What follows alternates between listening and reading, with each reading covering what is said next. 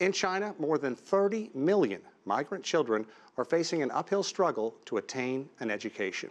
State schools have received no funding for migrant students, knocking them out of public education. Private schools are closing, and even if they are lucky enough to finish a high school, there are problems ahead, as Yuan reports.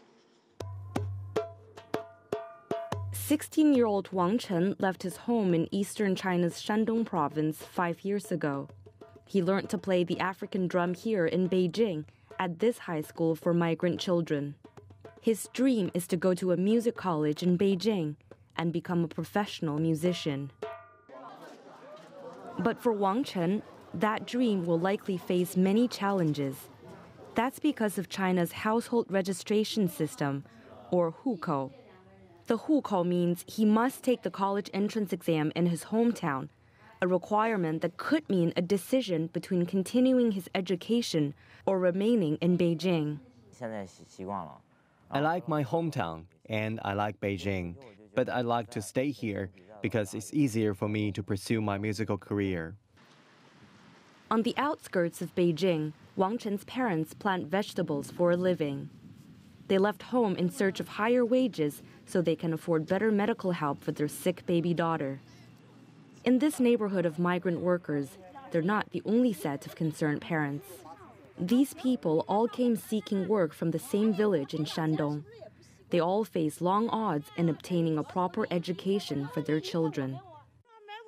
This woman says she never went to school and can't even read the most basic labels in the supermarket, like salt or vinegar, and she doesn't want that for her children.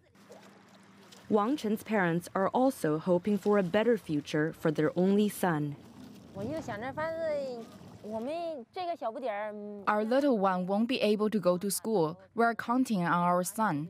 I want him to go to university. I don't want him to be a farmer like us. It's a hard life. But they're not sure how to achieve that.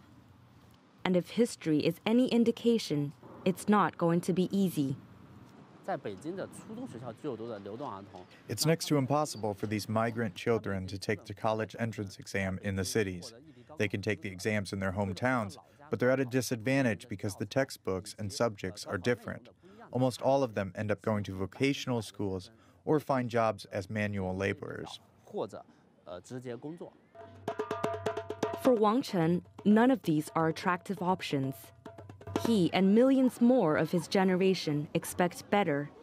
And China's leaders are promising change, knowing that the future of the nation could well depend on it.